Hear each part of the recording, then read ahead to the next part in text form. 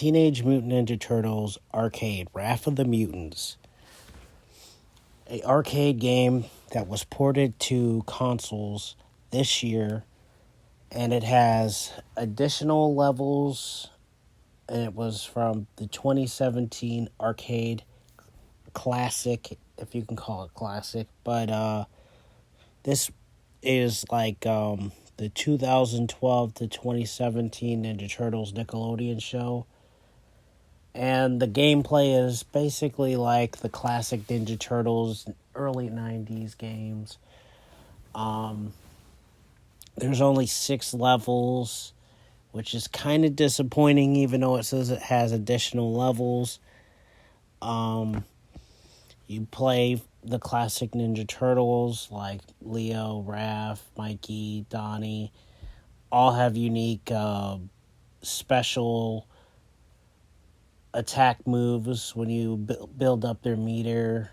There's stuff that you can grab and throw. It's just classic Ninja Turtle stuff that you've seen before, but in like 3D, and basically the art style of the 2012 show. But the graphics kind of look like they're from 10 years ago and not a current console. That's okay. Graphics aren't the most important thing. It's the gameplay and how much fun you're having. The game is kind of fun, but my main problem I have is it's way too short.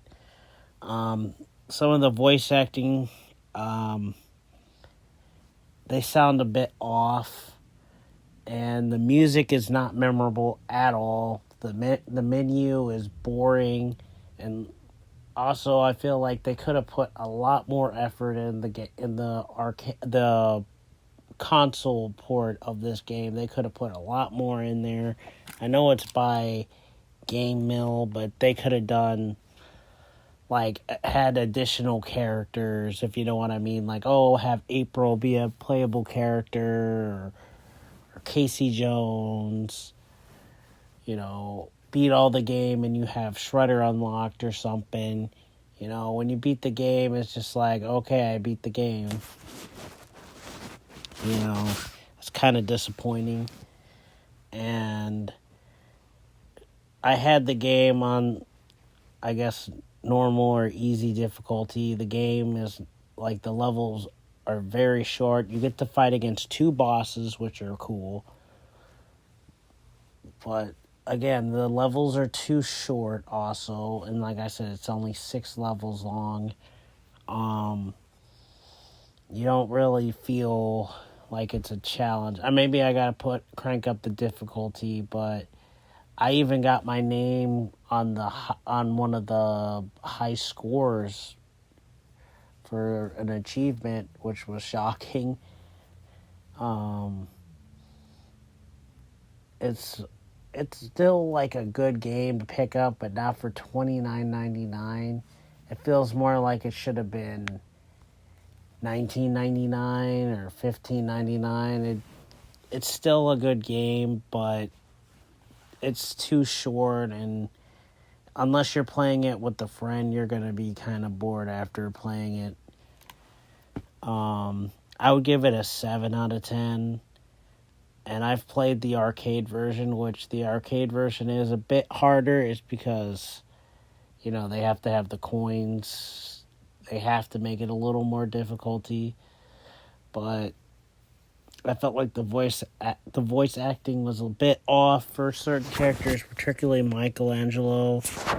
But if you are a huge fan of Ninja Turtles, it's classic stuff there, but they could have added a bit more, even though I don't know what they could do with the console port of this game. I would have had additional characters, and there's like an end cut scene. It's not really a cut scene. It's just pictures. It was terrible for the ending scene because some of the characters look so lifeless in there, but it's still a solid Ninja Turtles game though.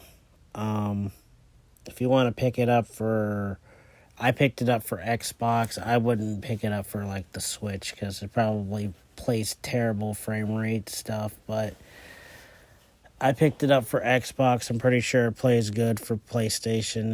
The Xbox and PlayStation are basically the same to me. But yeah, 7 out of 10.